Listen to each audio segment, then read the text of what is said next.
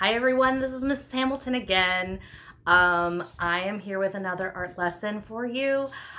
We are going to be doing hot air balloons. And if you notice, there is going to be a little bit of shading, and we're going to be learning quite a bit here. We're going to be learning about space. We're going to be using shapes and lines to, of course, create our design.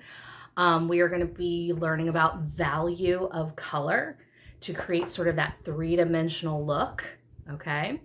And then we're also going to be talking about patterns and creating patterns on our hot air balloons. I don't know about you guys. I have always been interested in writing a hot air balloon. I'm not sure if I would be too scared to do it, but I just imagine it would be an amazing experience. How about you? So if you want, you can go to look up some pictures of different hot air balloons. I'll try to add some to this video clip just so you can see a little bit of an example of a hot air balloon to give you some inspiration. And it's gonna be really fun. So I'll see you in just a moment. Gonna turn around the camera and we're gonna get started. All right, balloon. So we are going to be reviewing over several different elements of art, one being lines, which is creating the different patterns. We're going to be working with shapes, which is going to help build the hot air balloons. We're also going to be talking about space, which is showing where things are in front and things are in back. Value, which is the lightness and darkness of a color. We're going to be having some fun with color. And then patterns, which we're going to be adding to our hot air balloon designs. All right, so I'm going to put this away for a moment. And what you're going to need for this project is you're going to need pencil, because we're going to start off with pencil, some kind of Sharpie marker, permanent marker, even just a regular marker is fine. Maybe some round bowls to kind of help you with drawing. And I'm going to be using mainly crayons today, but color pencils really work with our value that we're going to be creating. But of course, you could always color with markers if you choose, okay? It's just a little harder to create value with markers. Much easier to use crayons and colored pencils. So the first thing we're going to do, we're going to make sure our paper is what I call vertical hamburger. Yes, this is my funny way of remembering which direction my paper is turned. This is also called portrait view. But I want you to turn it so that it's tall from the top to bottom, because we want lots of space for our sky and our hot air balloons to be able to fly around. So the first thing we're going to be doing is you're going to take pencil and you're going to take something that is round, that creates a nice big round shape, and we are going to create our front hot air balloon, the one that is closest to us in the space.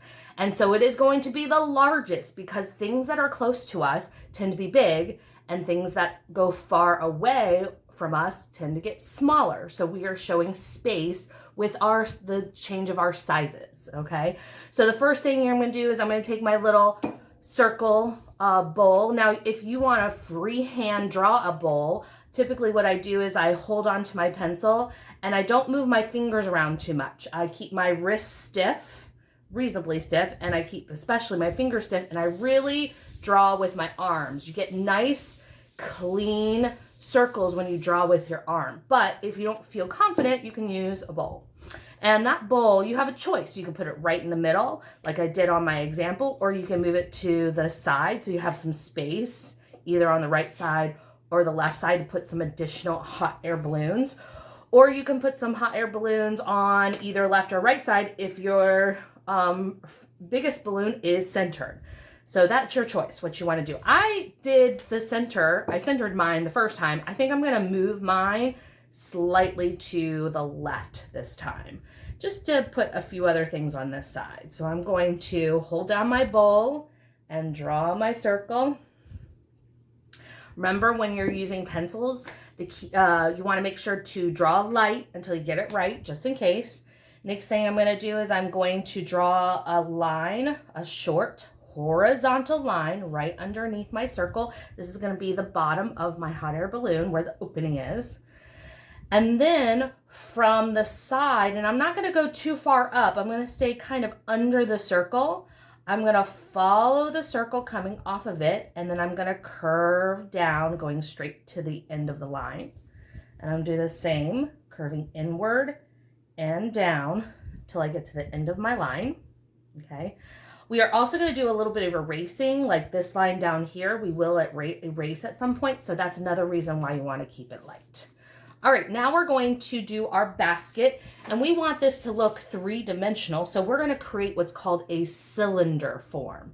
And a form is a shape that's 3D, okay? So we're first going to start, I'm going to take my pencils to the corner, come down right below the corner, and I'm going to do a little mark. And I'm just marking how wide my basket's going to be. So I'm going to go over to the right side, come down, don't draw anything, and make a little mark. So I can make sure that I have the same width as the balloon. Okay. Then using those marks, I'm going to make a thin, skinny oval that is squished down. And that's going to be the inside of my basket. Then I'm going to bring down the sides of my basket, which are going to be straight vertical lines, the same length. And then I'm going to close my shape with a curve. Now, some of you might go and draw a straight line, but you got to remember this is a round object. It is three-dimensional. Round objects tend to have curved bottoms. So you want to curve that bottom, just like that. I'm going to connect my basket and my balloon with some string. And then we're going to do the ridges of the balloon. So I'm going to start with a center line, going all the way from top to bottom. Lines, nice straight lines, I do the same trick as circles.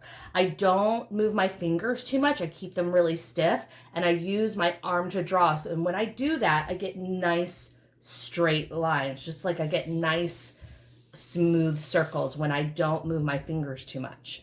All right, this time I'm going to do a curve. Now this is also going to be a three-dimensional object. It is going to feel round. And so when we add the line details to this balloon, we also want our lines to curve around the three-dimensional shape. So I'm going to start at the top and I'm going to curve out, following kind of the curve here. And then as I get closer in towards the bottom of the circle, I'm going to curve it inward until I come down to about here. And I'm following sort of this curve like this, just making it a little bit tighter. So curve down and dipping in and to the bottom.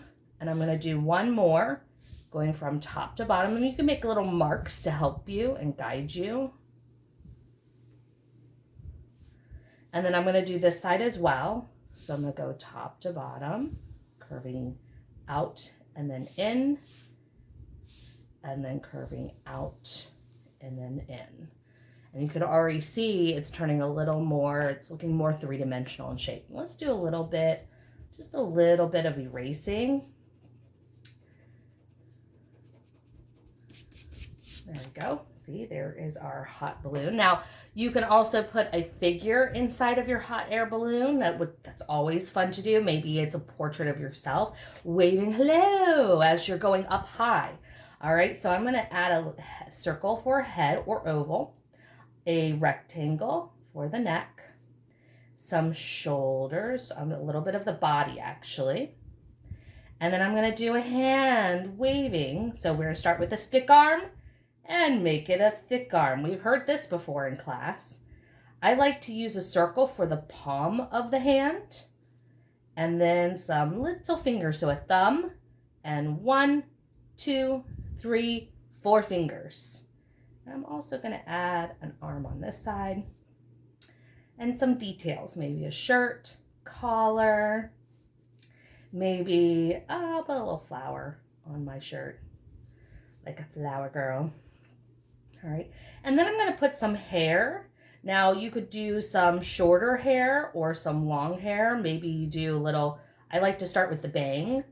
And then some ears, if you can see your ears, especially for boys. Boys, you could have the hair sticking up, sort of like spiky. And girl hair, we can just add some long or make it short hair. It's up to you how you want the hairstyle to look. going to add a little nose right in the middle, just a little curve for the nose.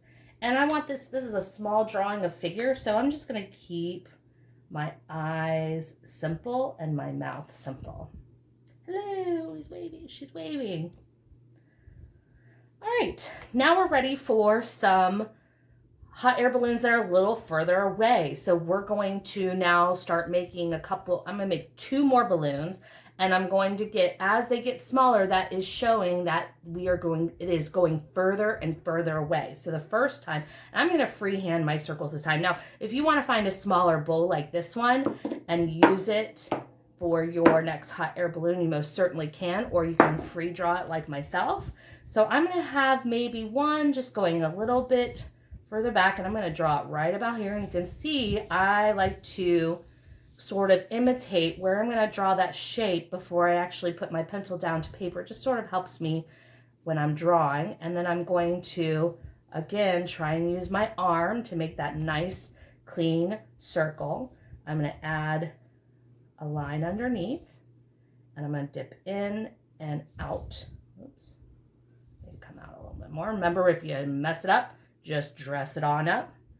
And I'm going to curve from the bottom this time and up. So either way works. You can go from the balloon down or from the bottom, the line up to you. We're going to do a little erasing later on, so I'm not too worried about mistakes.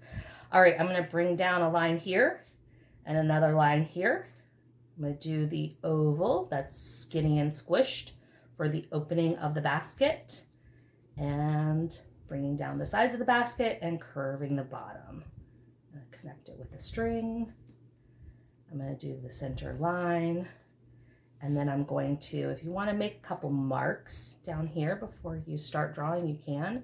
So I'm going to curve to out and then in, out, and then in, out, to in, outward to in. You do a little erasing if you like. I'll do another person, and of course that person's getting a little further back, so it's going to be a lot smaller. And maybe this time they're waving back. Hey, over there. How's it going? How's your ride? Put a little bit of a face, even though it's a little far away. Sometimes things, when they're getting really far away, they have less and less detail. We don't see as much of the detail or the texture because it's so far away. And then I'm going to do one more hot air balloon way, way, way, way, way back there. And I'm going to put it right about here because it's feeling very heavy, especially on this side. So I'm going to put one way, way far away, so far. And that means it gets real small, because it is very far away. And again, I'm going to do the same steps as before. You can follow along, or you can get coloring if you'd like, but I'm going to go over some techniques with the color that might be new to a few of you, especially with crayon. Do the basket, just do a little oval. Bring down the sides, curve the bottom, connect it with some string. And this person's going to be so far away, we really can't see much. So it'd be like a little silhouette. I feel like this balloon's a little too small for the basket. There we go. All right, the next thing we're going to do is we're going to go ahead and add a background to this. All right, so the first thing I always like to do when I'm drawing a background is I like to create a horizon line. It automatically establishes where my ground and my sky meets, and it gives us that sort of that idea and shows that space. So I'm going to add a ground line, and it can be lower because these things are up high and we're looking at them from a higher viewpoint. So I'm going to start with a horizon line. Now, in your horizon, you have a choice. My example, I did different layers of land as we go from front to back, and a few hills or mountains back in the way, way background. But if you want, you could do a totally different landscape. Maybe this is an oceanscape. And so I add a little ocean line where the water and the sand meets.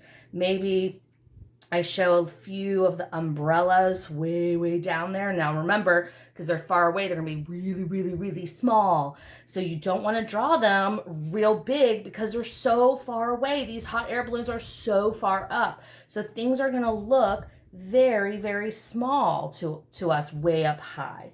So you wanna go ahead and you wanna make sure you're careful about that. So I'm gonna do maybe, I don't know, I'm just sort of drawing a few little things here. Maybe you could show the water a little bit. We could add some ripples later on. I'm gonna add a little more detail if you like. Anything you want to be creative. Again, this is your chance to be creative. You can add whatever you like to your little oceanscape. Maybe it is a city. Maybe there's a city in the background, a cityscape. Maybe it is a forest. I don't know. You can, again, be creative. All right, we're gonna add a couple more details. We're gonna add some patterns to our hot air balloons. There's a lot of hot air balloons that have different colors and different patterns on them. And so a pattern, if you remember, we've talked about many times, is something that repeats. It's usually in art a line that repeats, a shape that repeats, and or a color that repeats. Or you can combine all those things together. So for instance, I'm going to make sort of I call them bump lines, and I'm going to add a little bump, and they're going to connect with each line of my hot air balloon. And I want to create 2 lines to create a thicker sort of line pattern. So I'm going to copy this line like that. I'm going to do one big line. Oops. And I'm going to double it up so it's a thicker line, bump line. See, so there's a line here and a line here. And if you want, you could add something like a shape just to give it more detail. Do something like that. You could do something like zigzag lines on another balloon. Maybe you just keep it the vertical stripes, the stripes that go up and down. That's up to you. Maybe there is, whoop, oh, I missed something. Here, let me fix this up. There we go. Apparently I wasn't paying attention when I was doing these zigzags because I want them to connect to each vertical line. There we go. Sorry about that. See, even art teachers make mistakes here and there with their drawings. All right. Taking my time, paying attention. So you could do that, or you could just keep them vertical stripes up and down going, you know, different colors. Maybe we'll work with the color. Other things you could add in your sky, you could add some clouds. Now remember, when some clouds, they might go off of the page a little bit. They might go behind, and I'm just using a little bump lines behind our hot air balloons. Remember that clouds tend to go back in space as well. And as they go back in space, they not only get smaller, but they actually get closer to the horizon line. That's this line right here. So that's a good idea to show as they're going back in space, they're getting lower in the sky. And the ones that are really close to us could be up high and bigger. All right, we're almost done. I think we're about ready for color. You could add a little sunshine. You could add a plane flying by. Again, this is where you can really be creative if you choose, okay? I'm going to bring out my crayons, and I'll put away my little bowl. Oh wait, before we start crayons, we're going to do some markers. Okay, we're going to trace with markers. It makes a nice bold outline so our colors don't blend into each other. And I love to use Sharpie with a lot of my outlining because it doesn't smudge and it's not very easy to cover either. It stands out really well. So I want you to, with parent permission, of course, remember if you're using a Sharpie marker, a permanent marker, you never want to get the marker on your clothing because it will not come out. However, you get a little bit on your skin, with a few washes, it will come out. So, but we want to be careful. All right, so remember, markers go on the back, and then we trace. I am probably just going to do a little bit of tracing because I want us to keep moving and for us to move on to color very quickly. You can pause this video at any time and give yourself a chance to finish drawing or finish tracing before moving on to color. But I'm probably just going to trace this one hot air balloon to save me a little bit of time. And as soon as I am done, we're going to be talking about color.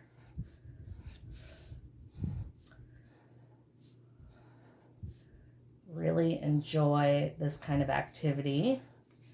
It really sparks the imagination, and I just sort of imagine what the feeling would be like to be so high up in the sky and be seeing everything.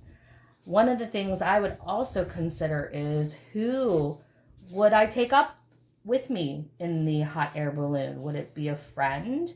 Would it be a family member? Who would I want to experience this with? So that's something to think about. You know, if you're doing adventures, any kind of adventures, you know, the best adventures are ones that you get to share with others. So this is a good thing to think about and consider. All right. You could even write a little story about your hot air balloon adventure if you wanted to. This would make a really fun story. I'm just gonna trace. Whoop. All right. So I'm gonna stop here for now. Typically I would be tracing over this whole entire thing, but I want us to go ahead and move on to color. So I'm gonna close up my marker, pull out my crayons, and like I said, color pencils are really great for this technique as well. So I'm gonna pull out, now the first thing I tend to color in when I'm doing a picture like this is I like to fill in the background first. Get all the background done. Fill in the sky. Remember, you color the sky all the way down to the horizon line. Fill in my ground. Remember that clouds are white. They are not blue. The only time they might be gray if they're storm clouds, but they're not typically blue. Our sky is blue. Okay. All right. So the technique we're going to be using is we are going to be creating a value with our crayon colors. And a value is where you see the color go from dark to mid color to light. So a good way to do this before you just dive on into your drawing, you want to maybe flip over to the back and take one of the colors you might be using. Maybe I want to be careful making my hot air balloon blue, seeing how my sky is most likely going to be blue. So I'm going to choose a different color. Maybe I will do this sort of magenta pink. And one thing you want to practice is to create value with crayon and colored pencil is all about how hard you push down. So the harder you push, the darker your color is. The lighter you push, the lighter your color is. And if you push just a little in between, you get your mid value. Okay, so we have our dark, our mid, and our light. Now to show it go from dark to light gradually, this is called a gradation. And that is where when I start my color, I push hard. And as I move my crayon, I'm going to get lighter with my pressure and lighter and lighter and lighter until you have a gradation. This takes a little bit of practice. I wouldn't try and do this directly onto my hot air balloon without a little bit of practice first. So you might on the back of this just do a little bit of practice, maybe try a couple colors just for fun. And you're going to push, and as you pull out, you're going to get lighter and lighter and lighter, okay? Or I'm going to go the other direction where I push, and then as I push towards the left, I get lighter and lighter and lighter. You can even go from top to bottom or bottom to top. Takes a little bit of practice, but it's really fun. And value, this lightness and darkness that I'm creating, really makes three-dimensional objects feel very 3D when it goes from dark to light. So it makes those 3D objects really pop. So on my hot air balloon, I want each one of these strips to sort of feel like it's bubbling out or curving out. And I'm going to use my values, my gradation to create that. So I'm going to take one section at a time, and I'll do a little bit right here. So I like to sometimes outline almost and then go, and as I pull out, and also doing a little bit of outlining where you're going to be filling helps give you what I call sort of like a bumper. You know how like a bowling alley has those little bumpers so your ball doesn't fall in the gutter? Well, doing an outline around your shape that you're going to be filling kind of helps with that. It's kind of the same idea. So I'm going to go ahead and I'm going to start by pushing, and as I come towards the middle, I'm going to get lighter and lighter and lighter. And I'm going to stay light until I get all the way to the end, and I'm going to do another section. It's good to do small sections at a time. Don't try and do the whole thing all at once, because then we kind of lose control of our gradation. And then I'm going to come over to this side and I'm going to push and then lighten up so that the center becomes the lightest part of that section or that shape.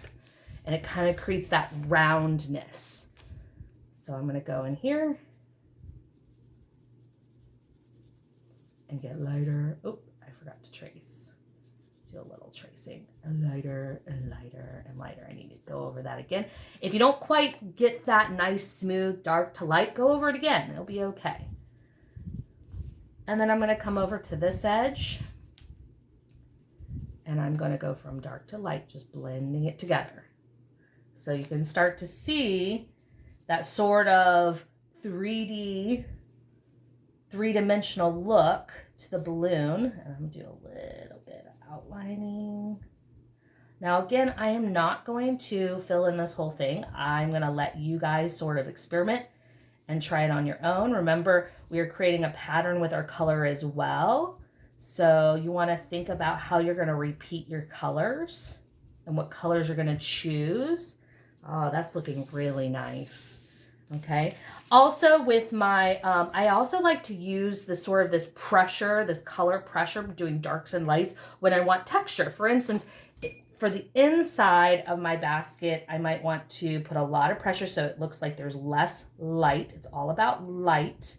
So the areas that are lighter is our light is hitting directly, and the areas that are darker is where shadow is being created. So there's less light inside of our basket. So I'm pushing harder so it looks a little darker. Then I'm going to do my little gradation technique on my basket. Oh, I forget to do the outlining as well. Let's see. I always feel more comfortable when I do a little tiny outline. And as I get further in the middle, I'm going to get a little lighter. I'll go over it again just to blend it a little nicer. And same thing on the right. I'm going to come from the right. And as I get towards center, I'm going to get lighter and lighter and lighter. But this time around, I'm going to give it sort of that wicker basket texture. So I'm going to push hard.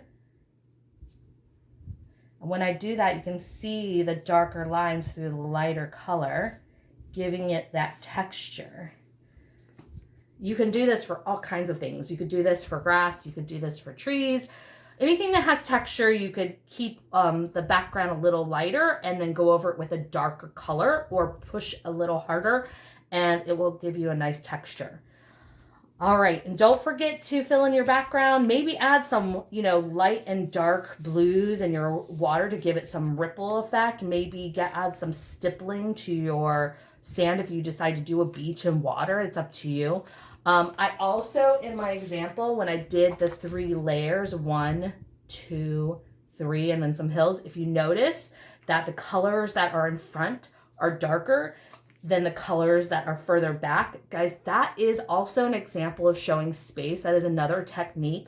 When things are going further back in space, in a landscape, they tend to get lighter and less detailed, and things that are closest to us in a landscape get darker and have more detail. If you ever look at a photo, maybe you took a photo of a landscape, maybe you were visiting somewhere, you'll notice that mountains and all kinds of other parts of the landscape will get much lighter further back and much darker closer up. So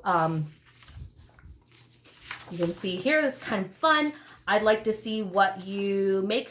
And if you want to share with me, again, remember for my students, your parents can email me at my school email, or they can add it to Artsonia or add it to the folder that I linked up. And then for those of you who are not part of my school, you are more than welcome to go to my Facebook page, Art with Mrs. Hamilton, and share it there as well in the comments section. I would love to see what you all create. All right, well, I will see you next time on Friday. I will have another fun project. That's probably the one I'm most excited about. Again, we're continuing to do things that move. So obviously things that can allow us to move from one place to another is kind of the general idea. And I will see you next time. Keep creating, guys. Bye.